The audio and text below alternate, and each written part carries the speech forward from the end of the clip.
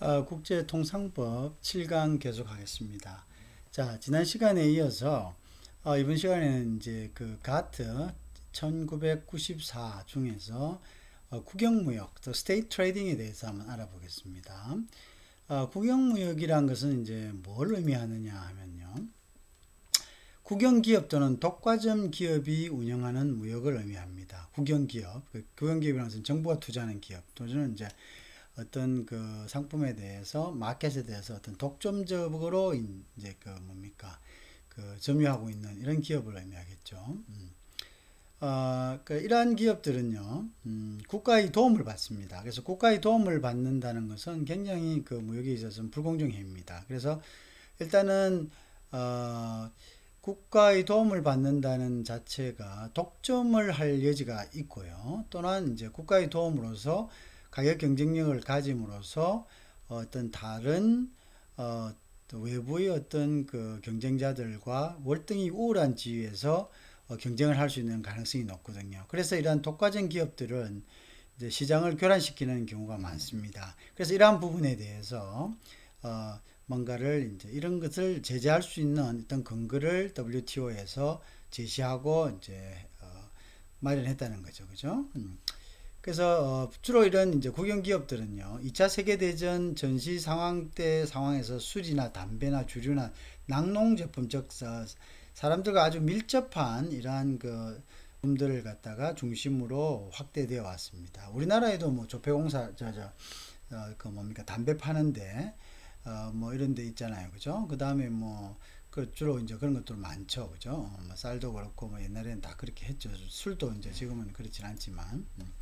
그래서 이제 가트는 국영기업 무역 자체를 부정하지는 않습니다. 그러나 이제 독과점 폐해 방지를 위한 제한 장치를 부과하고 있습니다. 그렇죠? 이런 것이 이제 독과점 될 때는 여러 가지 자유로운 경쟁이 힘들겠죠, 그죠? 왜냐하면 국가로부터 지원을 받는다. 그리고 이 국영기업이 최근에 있어서 굉장히 증가가 하고 있습니다. 글로벌 기업 중에도 국영기업이 차지하는 비중이 상당히 높습니다. 그래서 이런 국영기업의 어떤 폐해를 방지하는 그런 장치가 없다면은 아마도 이제 그 자유로운 무역이 이루어지기는 굉장히 힘든 그런 상황에 있습니다. 그래서 이러한 부분에 대한 이제 규제를 WTO가 그 설계해서 이것을 이제 명확하게 하고 있는 거죠. 그 다음에 이제 가트 회원국들은 국영무역에 대해서도 무차별 대우에 관한 일반 협정을 준수해야 된다는 거죠. 그러니까 자국의 국영기업이든 아니면 외국에서 이제 이렇게 들어오는 국영기업이든 어쨌든 간에 이 국영기업이 커머스라는 부분일 경우에요. 그러니까 결국 상업적인 어떤 목적으로 행동할 때는 이것은 민간기업과 똑같이 보는 겁니다. 그래서 상업적인 목적으로 어떤 국영기업이 운영되거나 아니면 이제 외부에 있는 국영기업이 오더라도 이것은 똑같이 무차별 대우, 그러니까 최국이라든지 내국민 대우에 의해 가지고 똑같은 경쟁을 이제 할 수 있도록 그렇게 해줘야 됩니다. 그죠? 그래서 각국은 가격, 수량, 품질, 그 다음에 시장성, 운송, 기타 판매 조건 같은 상업적인 목적에 의해서만 국영기업을 행하도록 규정하고 있습니다. 상업적인 목적에 의해서만 국영기업을 행한다. 근데 그래서 이제 국영기업 그 자체는 인정합니다. 근데 중요한 것은 뭐냐면은 이러한 국영기업들이 독과점 하거나 국가의 어떤 지원을 받아서 이제 불공정한 행위를 할 때, 시장을 교란할 때, 이럴 때는 이제 어떤 제재 조치가 있어야 되겠죠. 그에 대한 가이드라인이 있어야 되겠다. 이런 것입니다.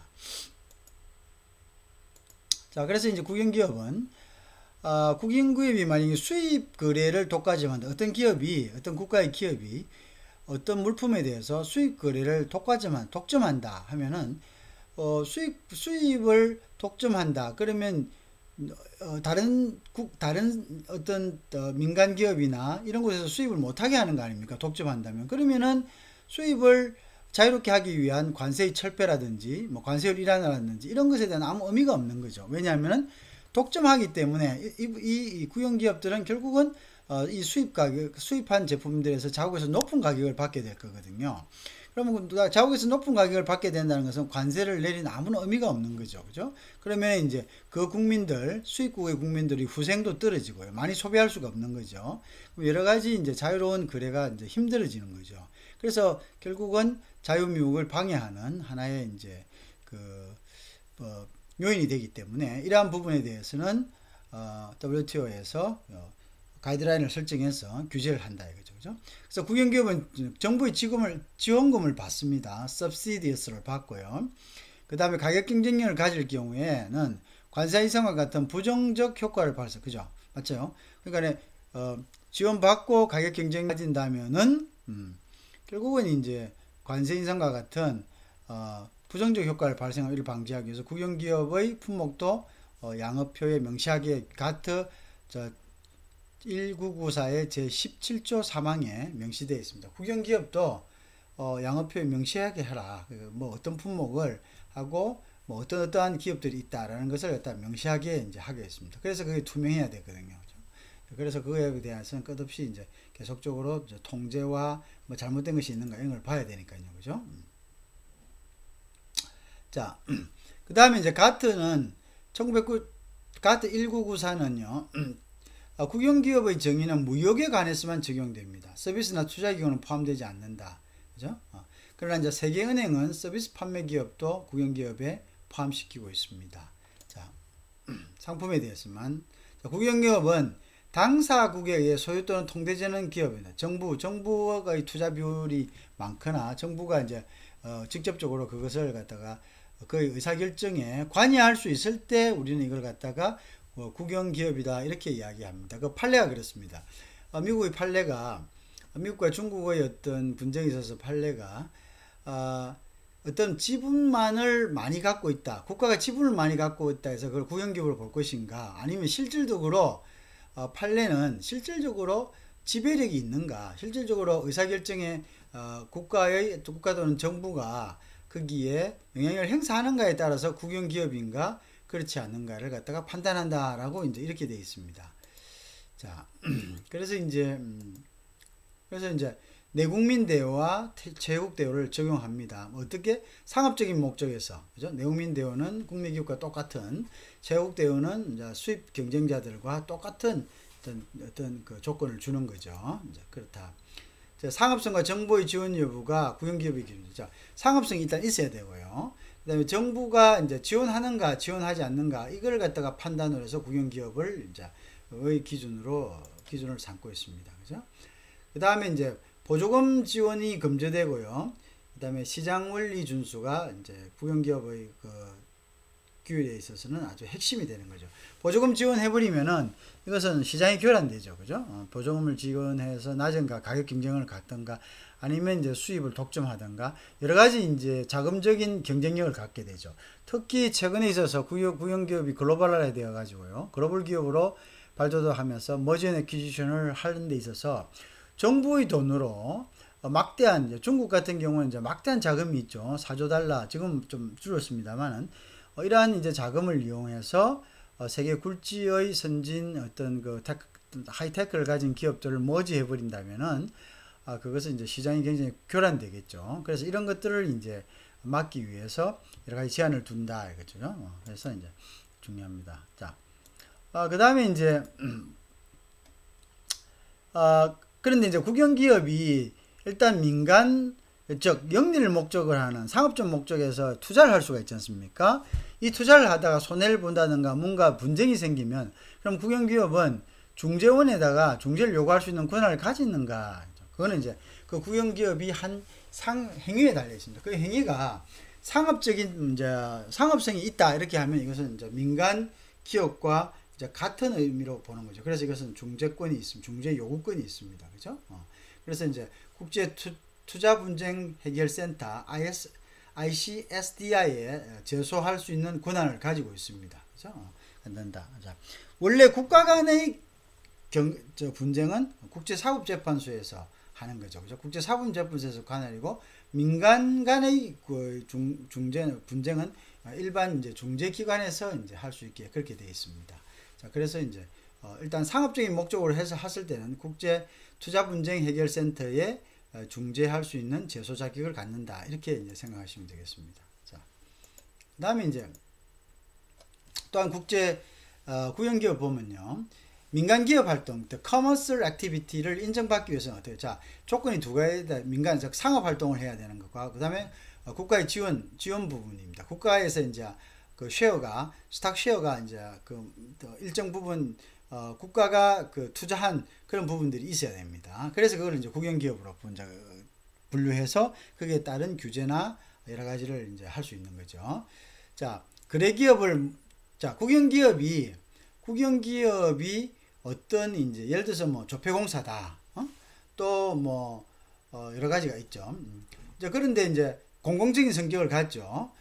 그런데 이런 국영기업이 뭐 입찰을 낸다거나 뭐 여러 가지 이제 뭐 어떤 비즈니스적인 일을 할 때는 거기에 자기들이 상대하는 거기에 뭐 입찰을 보러 온다든가 여러 가지 올 거 아닙니까, 그죠? 근데 이런 기업들은 우리는 국가니까 국영기업이니까 뭐 좀 이렇게 특별하게 국가를 위해서 뭐 어떤 차별을 줄 수 있다, 밴드들에서 차별을 줄 수 있다, 이렇게 해서는 안 된다는 거죠. 똑같이 대해야 된다. 왜? 그것은 이제 일종의 무엇으로요? 그 내국민 대우와 체육 대우를 주체로서도 받고 또한 상대에 대해서도 대우를 해줘야 된다. 이런 뜻이죠. 그죠? 그러니까 통상적인 민간기업의 관행과 일치해야 한다. 그죠? 직간접적으로 정부의 통제하에 있지만 정부의 보조는 없어야 된다. 그죠? 보조는 없어야 된다. 이럽니다. 그죠? 정부의 통제하에 있다. 왜 통제하에 있느냐? 자, 정부의 보조와 통제는 틀린 겁니다. 그죠? 정부의 보조를 받는 거는 그거는 일단은 문제가 있는 거죠. 그거는 이제 민간 상업 활동으로서는 커머셜 액티비티는 보조를 받으면서 하면은 그것은 시장을 교란시키고 불공정한 경쟁이 되기 때문에 안 됩니다. 그렇지만 그 국영기업에 대한 어떤 투자 몫이 국가의 투자적인 어떤 몫이 있다면은 그것은 우리가 국영기업으로 분류하고요. 또한 그 활동이 어떤 것이냐면 어떤 상업적인 어떤 purpose가 있어야 된다. 목적이 있어야 된다. 이런 뜻입니다. 무슨 말 알겠죠? 자, 우리가 이제 국영기업의 그 현황을 한번 봅시다. 왜 그러면 우리가 국영기업을 WTO에서 국영기업에 대해서 이만큼 민감하고 이런 국영기업에 대한 어떤 해석에 대한 어떤 부분들을 따로 이렇게 두느냐 하면요. 2014년 기준으로 해서 글로벌 500대 기업 중에 약 26%가 국영기업입니다. 엄청나죠, 그죠? 특히 중국 기업들이 많습니다. 그 다음에 비상장 기업 중에도 약 포춘지에 따르면 29%가 국영기업에 해당합니다. 몫이 굉장히 큽니다. 그래서 이 국영기업이 글로벌 경제에 미치는 영향이라는 것은 굉장히 큽니다. 그죠? 그리고 글로벌 통상에서 미치는 영향이 굉장히 크죠. 이런 기업들이 이제 막대한 정부의 자금을 갖다가 등에 업고 기업들을 머지할 수가 있는 거죠. 어디에서 하면 스탁 시장에서, 그죠? 그러면 이제 그거는 또 많은 이제 안보의 문제와 또 그죠? 연관되는 거고 이제 그렇습니다. 그래서 스웨덴 같은 경우는요, 고용의 34%, 수입의 40%가 국영기업에 의해 가지고 이루어지고 있다니까 국영기업의 몫이란 것이 역할과 어떤 쉐어가 굉장히 크다는 걸 알고 있습니다. 자, 글로벌 기업의 자회사는 국영기업이 글로벌 500대 기업에서는 약 26%를 차지하고 비상장 중에서는 29%를 차지합니다. 근데 스웨덴 같은 경우 예를 들면 고용의 34% 크죠. 수입의 40%가 국영기업에 의해 가지고 이루어지고요. 이 국영기업들의 또 자회사들이 한 15,000개 됩니다. 그럼 이것들을 계속적으로 이 글로벌 자회사들이죠. 그죠? 그러니까 그 정가 추세해서 이 자회사들이 또 다른 회사들을 머지하겠죠. 그죠? 그래서 이 국영기업은 막대한 자금력을 가지고 있다. 그래서 이 국영기업이 보조금을 지금 받아서는 안 되는 거죠. 안 되는 거고 이런 부분에 대해서는 이제 제재를 가해야 되는 거죠. 그죠? 그러면 그 공정한 무역이 될 수 없을 경우가 많습니다. 그다음에 이제 이렇게 되다 보니까 단순히 이제 이게 아무리 상업적인 목적으로 활동을 커머셜 액티비티를 한다 하더라도요. 중요 산업들을 갖다가 머지하거나 애퀴지션 해버리면은 결국은 그 산업 그 회사가 속한 국가로 모든 정보와 기술이 넘어가지 않습니까? 그러면 이건 결국은 이제 국가 안보와 또 이제 이것은 정치 경제적 문제를 야기시킬 수가 있습니다. 그래서 2000개 대규모 기업 중에서 국영기업이 약 10%를 차지합니다. 그리고 GDP의 6%, 글로벌 GDP의 6%를 차지하고 있죠. 엄청나죠. 그죠? 그래서 OECD 보고에 의하면 그렇습니다. 그 다음에 중국의 경우는 더 심하죠. 국영기업 매출이 GDP 80%를 상회하고 있습니다. 대부분 이제 국가가 투자한 국영기업이다 이렇게 봅니다. 중국 같은 경우에는 국영기업이 대부분 이제 금융의 어떤 모든 부분을 갖다가 혜택을 보고 있는 거죠. 그죠? 국영기업이 아니면 뭐 돈을 빌리기 힘들 정도로 이제 그런 시스템이 되어 있으니까, 그러니까 80% 그죠? GDP 80%가 80% 상회하고 있다. 그죠? 그 다음에 이제 글로벌 기업 중에요. 아까 그 500대 기업이라고 했지만, 기업 중에 82개 기업 정도를 2013년 기준으로 했을 때 소유하고 있다. 엄청나죠. 그죠? 그 다음에 이제 전체 중국 기업 중 50%가 국영기업입니다. 50%가. 그죠? 그러니까 근데 GDP는 80%를 갖다가, 그죠? 약 중국 GDP는 47조 위엔 정도 되는데요. 그 정도를 이제 하고 있다는, 점유를 하고 있다는 거죠. 47조 위엔 정도를 80%를 상회하고 있다는 거죠. 엄청난 겁니다. 그죠? 자, 그래서 이제, 그러면 이제 국영기업과 자유무역의 이제 뭐 현실을 한번 볼까요? 자, 국가가 국영기업에 대한, 자, 그래서 이제, 이전 걸 다시 보겠습니다.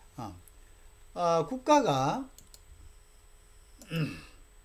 자, 국가가 국영기업에 대한 지원을 통해서 전략산업을 육성하죠. 그죠? 그럼 전략산업 육성합니다. 그래서 지원 통해, 돈 줍니다. 자, 너희들 이거 가지고, 자회사 사가지고, 그 다음에 거기에서 기술 이전 받아가지고, 속된 말로 기술을 그냥 가져와가지고, 이거 우리 전략산업 빨리, 단기간에 빨리 이걸 갖다 좀 올리자. 뭐 이런 거죠. 그래서, 그러면 이게 이제 자유무역을 저해하게 되는 거죠. 그죠? 자유무역을 저해하게 된다. 당연히 그렇게 되겠죠. 그죠? 국영기업에 의해 가지고, 교란이 되는 거죠. 국영기업이 결국은, 우리가 자유무역이라는 것은 비교 우위에 의해 가지고, 그죠? 좀 더 경쟁력 있는 제품을 생산하거나, 또는 때로는 이제 이렇게 해가지고, 자유무역이 이루어집니다. 그러면 조금 못한 곳에서 이제 무역을 할 수 있고, 이렇게 되죠. 그런데, 전략사업을 육성해가지고, 뭐 필요하다면 온갖 것에 다 하니까, 어떤 다른 나라의 어떤 그런, 비교 우위에 있는 이런 산업들도 어떻게 해요? 이런 사람들도 다 머지해버려. 자기들이 가져가서. 그냥 전부 다 점유해버리는 거죠. 그러니까 결국 뭡니까? 자유로운 무역이 힘들어지는 거죠. 그죠? 자유로운 무역이 힘들어진다. 무역할 수 있는 나라도 이제 다 이제, 그게 되겠죠. 모든 어떤 자기들의 아이템이나 전략산업들이 다 붕괴되겠죠. 그죠? 그다음에 이런 이제 국영기업들은 막대한 자본력을 바탕으로 국제무대에서 활발한 이수합병을 하겠죠. 그죠? 그 다음에 WTO의 상소기구는 Affiliate Body의 결정적 시사주는 미국의 중국 국영기업에 대한 반덤핑, 이게 있습니다. 상계관세 사건이 있는데요. 여기서 이제 뭐라냐면, 참 이제 좀 미국에 불리한 판결이 나왔습니다. 자, 국영기업이, 미국이 이제 그랬죠. 중국이 지분을 거의 대부분을 소유하는, 정부가 지분을 대부분 소유하는 국영기업이 와서 우리나라 시장을 교란시키고 있다. 그래서 여기에 대한 제재를 해야 되겠다 했을 때, 그럼 그걸 국영기업을 볼 거냐 안 보냐, 이게 중요합니다. 국영기업을 봤을 때의 제재, 보지 않으면 이건 민간기업이기 때문에 이제 함부로 제재할 수 없는 거죠. 그건 이제 자유로운 이제 시장 경제에 들어온 거니까 그걸 어떻게 이제 막을 수는 없는 거죠. 그래서, 그런데, 이때 이제, WTO 상소기구는 어떻게 이야기했냐면요. 단순히 지분을 다수 보유했다. 국영기업에 정부가 영향을 행사했다고 볼 수는 없다. 정부의 행위로 인정할 만한 종합적인 판단이 필요하다. 그래서 중국 정부의 행위인가 이것이, 국영기업을 앞세운 중국 정부의 행위인가 아닌가를 종합적으로 판단해서 제재해야 된다. 이런 얘기죠. 막대한 자금 요구를 가지고 와가지고 머지한다. 그러면 자유무역이 다 싹쓸이 그냥, 다른 사람들이 다른 나라가 가지고 갈 수 있는 어떤 하나의 어떤 특화된 이런 부분, 이런 전략 사람들도 전부 다 싹 가져가 볼 수 있죠. 그죠? 그래서 이제 그런 부분들에 대해서는 제재를 반드시 해야겠죠. 그 제재가 되려면 이제 국영기업의 조건을 만족시켜야 되겠죠. 그죠? 그렇게 된다. 자, 그래서 이제 국영기업의 통상법적 쟁점을 보면요. 1947년 가트는요. 1947년 가트는 어떻게 이제 이걸 정의를 했냐면요. 그 1947년 가트의 가트 1947의 제 17조는요. The State Trading Enterprise를 국영기업 즉 State Enterprise와 배타적이나 특별한 권한을 국영기업이거나 배타적이나 특별한 권한을 가진 기업으로 정의를 했습니다. 배타적이라는 것은 독점적이다 이런 뜻입니다. 독점적이거나 특별한 권한을 가진 기업, 즉 법에 의해서 특별한 권한이 주어진 이런 기업들을 갖다가 국영기업이다 이렇게 얘기했죠. 그죠? 그래서 이제 가트 1994는 더욱 명확하고 실무적으로 확실하게 정의하고 있습니다. 자, 그래서 이제 WTO 상소 기구 있죠. 자, 여기서 아까 뭐라 했습니까? 여기는 이제 그 Appellate Body에서는 단순히 특권 행사 여부로 판단하기보다는 시장적 기반에서, 그러니까 이제 이게 특권이 있다 없다는 것보다는 시장적 기반에서 어떤 상업적인 어떤 그런 역할을 일반 민간 기업과 같이 어떤 상업적인 어떤 것에 목적을 두고 있는 것인가 아닌가를 이걸 봐야 된다. 그리고 단순히 지분만을 정부 지분이 많다는 것 가지고 판단할 것이 아니라, 그럼 이 정부의 어떤 의사결정에 정부 영향력이 얼마만큼 반영되는가, 그러니까 정부의 행동을 볼 수 있는가, 이걸 기준으로서 해야 된다. 이런 것을 이제 나타나고 있습니다. 그죠? 그래서 시장 기반적이어야 한다. 그다음 정부 의사결정이 정부의 어떤 행동인가를 판단할 수 있는 종합적인 어떤 검토가 필요하다. 이런 거죠. 그죠?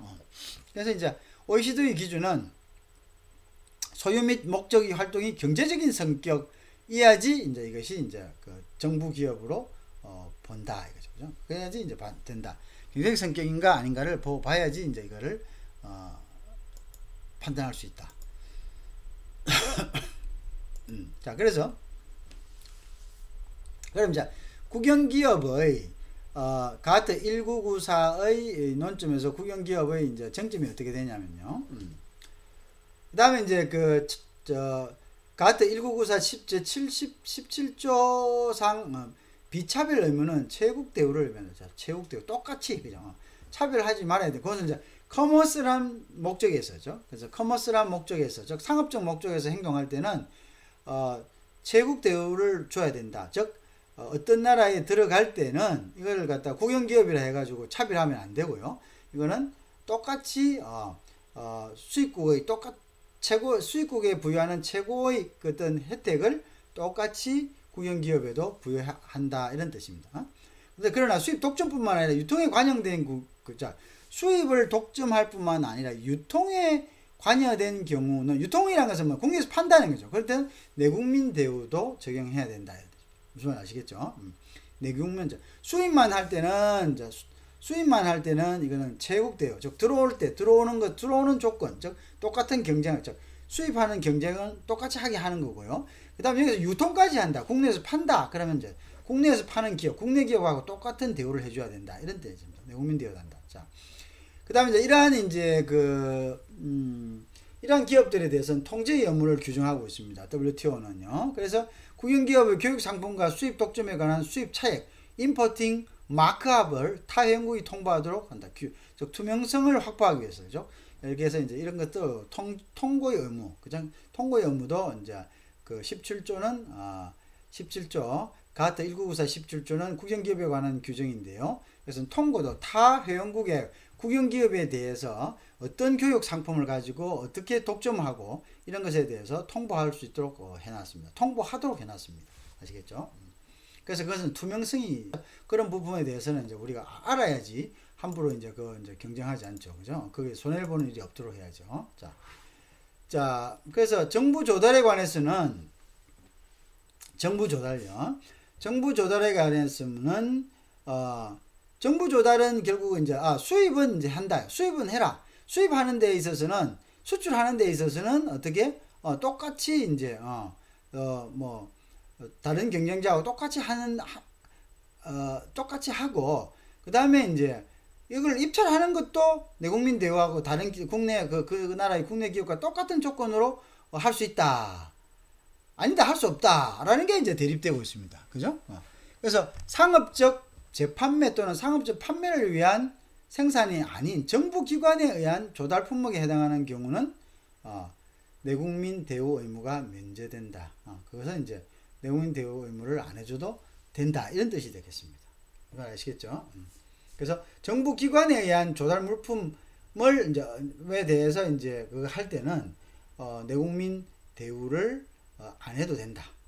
그거는 이제 정부 왜냐하면 국영기업이란 것은 어떻게 순전히 상업적 목적에 의해서 행동할 때 그것을 이제 국가가 투자하고 상업적 목적에 의해서 운영될 때 그것을 우리가 국영기업이라 하는 거지. 일단 정부의 어떤 정부기관에 의한 조달 물품을 구입하고 이렇게 하는 경우는 그것은 조금 특별한 경우입니다. 그래서 이것은 내국민 대우가 면제된다 이런 설이 있고 또는 해줘야 된다는 설이 있고 여러 가지 이제 설이 좀 분분합니다. 자, 그 다음에 이제 우리가 커스텀 유니언 하고요, 프리 트레이드 에리아, 그죠? 그래서 이제 자유무역지대 하고요, 관세동맹. 요거를 이제 쉽게 하면 우리가 이제 FTA 같은 경우를 이제 이야기를 하겠죠. 관세동맹, 우리가 EU 같은 경우는 이제 관세동맹으로 출발했죠. 커스터머 유니언을 시작해갖고 이제 나중에 정치 공동체로까지 이제 발전한 것이 대표적으로 EU입니다. 그죠? 그럼 자유무역지대는 우리가 프리 트레이드 에리아는 이것은 결국 이야기는 이제 뭐냐면 우리가 FTA를 이제 연상할 수 있겠죠. 자, 관세동맹이란 것은 뭐냐? 자, 여기에 대해서도 우리가 규정을 해놓은 겁니다. 가트 1994에서. 자, 최약국 상호 간의 경제통합입니다. 일종의 경제통합이죠. 그죠? 관세동맹이라는 것은. FTA는 관세동맹입니다. 자, 여개 국가에 대해서는 공동의 관세를 적용하죠. 그죠? 공통의 관세. 여개 국가라는 것은 관세동맹에 가입한 회원국 말고 EU 같으면 예를 들어서 EU 말고 EU 이후의 국가에 대해서는 똑같이 공통의 관세. EU 국가의 어느 나라에 수입을 하더라도 동일한 관세를 적용하도록 만들어 놓은 거죠. 그죠? 그것은 이제 공통의 관세. 자, 무역 창출 효과와 무역 전환 효과. 자, 트레이드 다이버전 이펙트라는 것은 동시에 나타나. 무역 창출 효과는 뭐냐면은 이런 관세 동맹을 맺은 그 국가 안에서는 관세가 없어지죠. 그러니까 무역량이 증가합니다. 역으로 여기에 관세 동맹이 형성됨으로써 그 관세 동맹 안에 들어오지 못한 역외 국가, 그래서 역외 국가에 대해서는 무역량이 감소하겠죠. 그럼 그것은 이제 무역 전환 효과가 일어나는 거죠. 그죠? 이런 것이 이제 동시에 발생하게 된다. 그래서 긍정적 효과와 부정적 효과가 동시에 발생하는 이제 이런 현상이 이제 일어날 수가 있을 겁니다. 그죠?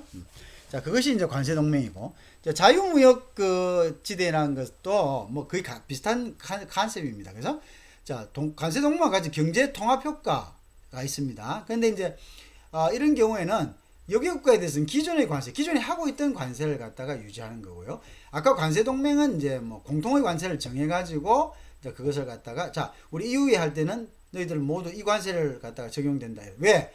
기존에는 뭡니까? 기존에 이럴 경우에는 어떤 것입니까? 기존에 이럴 때는 관세가 각 국마다 다 틀렸겠죠. EU 형성 국가들의 형성 전 관세는 각각 다 틀렸겠죠. 그러니까 공통의 관세를 하나 정해야 되는 거고요.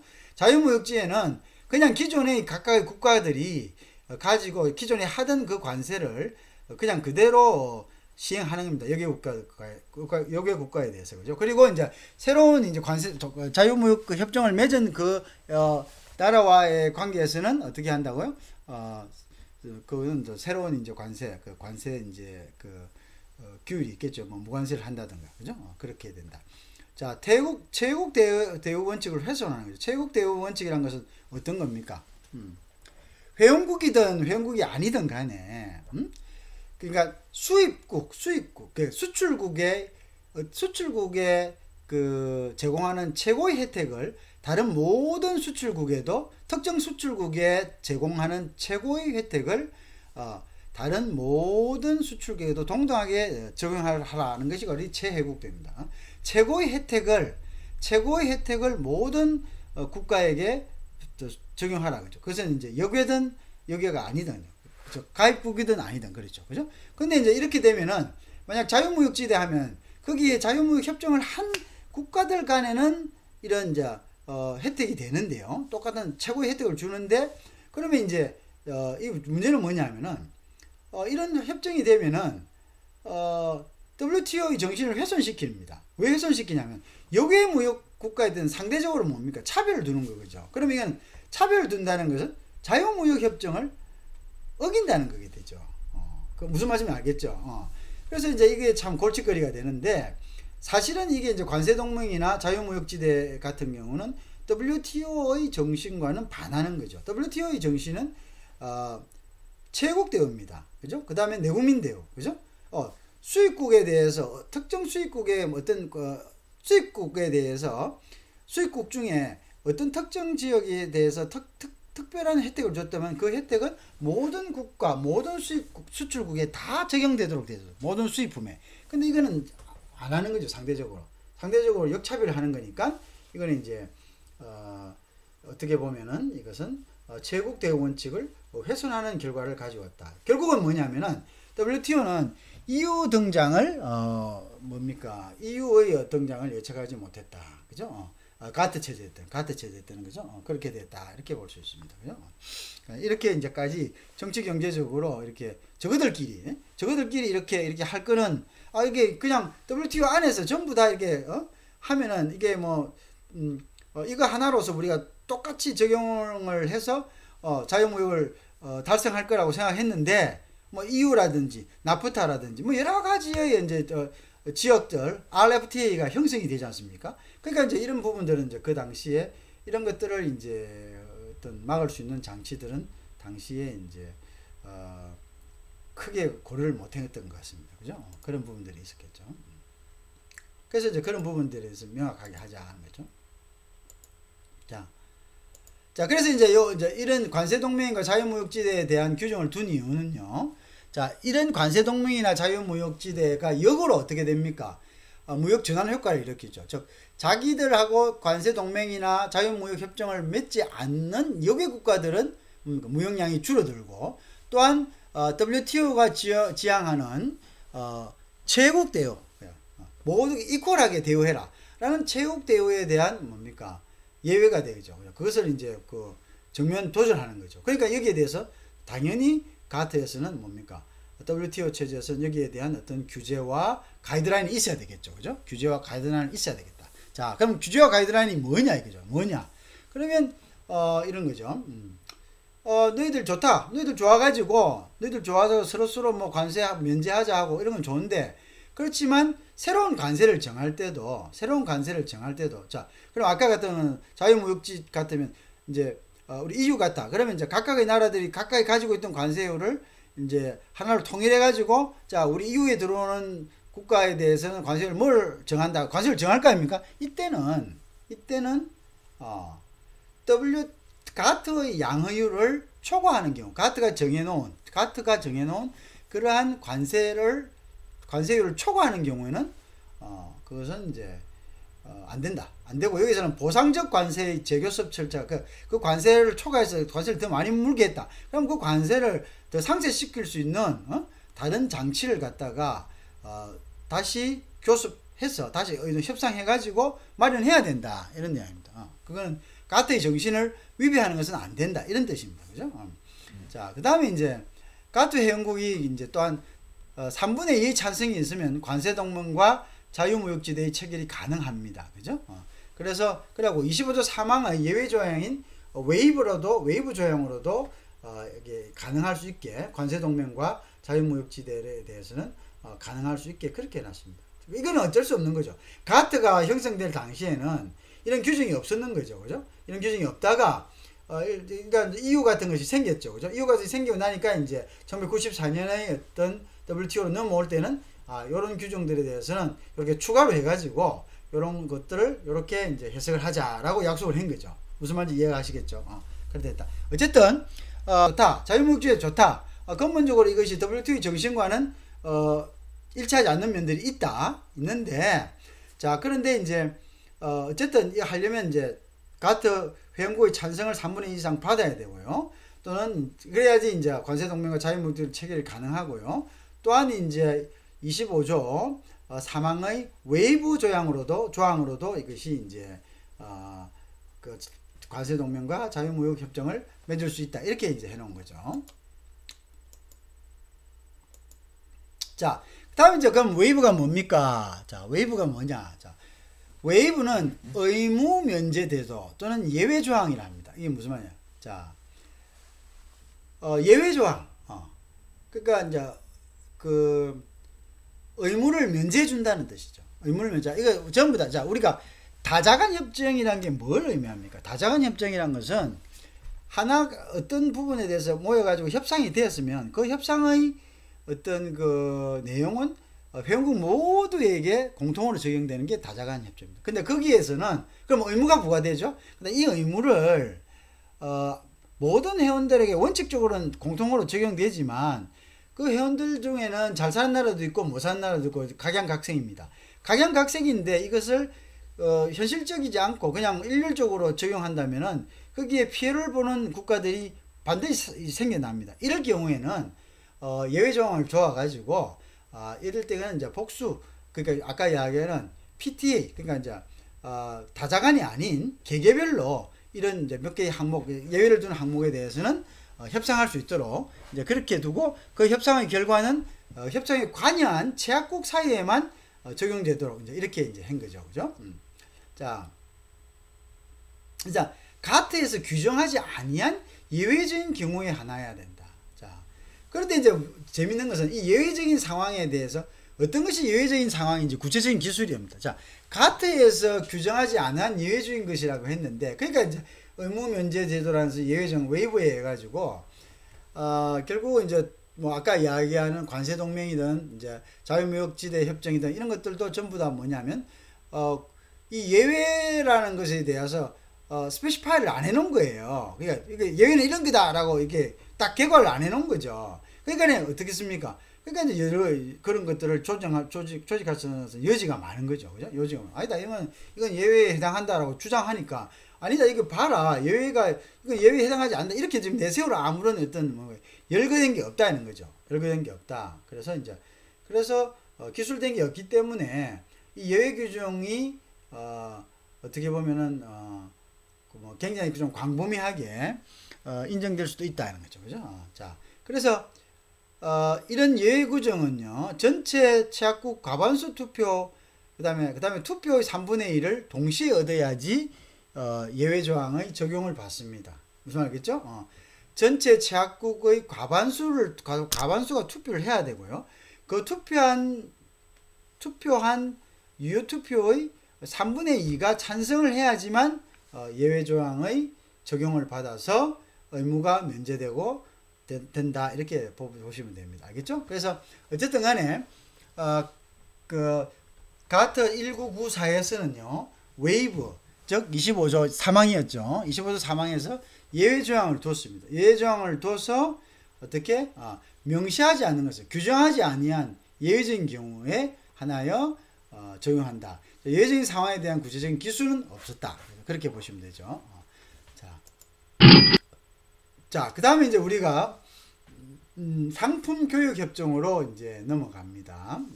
그래서 이제 상품 교육 협정에 관한 것은 또 이렇게 시작을 쫙 하다 보면은 연결이 쫙 이어져야 되잖아요. 그죠? 그래서 연결이 이어져야 되니까 상품 교육 협정에 관한 것은 일단 우리가 다음 시간에 딱 스타트 하면서 딱 이렇게 어느 정도 마무리 딱 되는 방향으로 이제 그렇게 가는 게 좋지 않나 이런 생각이 듭니다. 그래서 일단은 이번 시간에는 여러분들이 여기까지 이제 그 마무리하는 거로 하시고 이제 그 다음 시간에 상품 교육 규정을 가지고 새롭게 이제 좀 그걸 하도록 하겠습니다.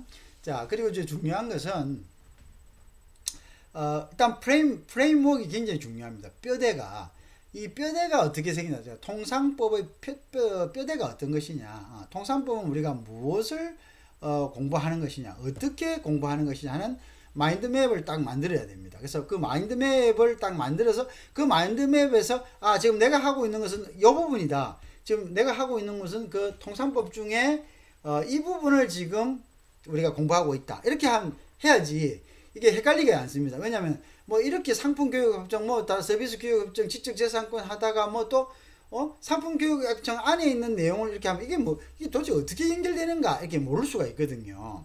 그래서 이제 자기가 딱 정해져 있는 이 부분들을 이제 명확하게 마인드맵으로 이렇게 그려보세요. 딱 이렇게 쫙 그려가지고 요거는 요거 요거는 이렇게 딱 그리다 보면은 여러분들이 정립이 딱 되는 겁니다. 그죠? 뭐 이것뿐만 아니라 다른 공부도 마찬가지죠. 그래서 딱 정립이 됐을 때 여러분들이 비로소 이제 전체적인 그림이 그려지고 다른 것과 이제 연계가 딱 된다는 거죠. 그건 굉장히 제가 강조드리고 싶습니다. 아시겠죠? 그래서 이제 내가 가능하면은 도표라든지 그림을 많이 해가지고 이런 다이어그램식으로 이렇게 해가지고 여러분들의 이해를 돕기 위해서 이렇게 나열식으로 이렇게 체계적으로 이렇게 쫙 체계를 볼 수 있도록 프레임워크를 볼 수 있도록 이렇게 이제 교환을 만들고 있는데요. 여러분들도 이제 그런데 굉장히 이제 익숙하게 조금 이제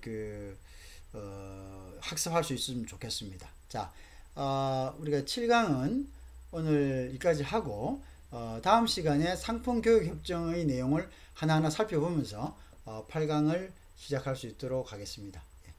수고가 많았습니다.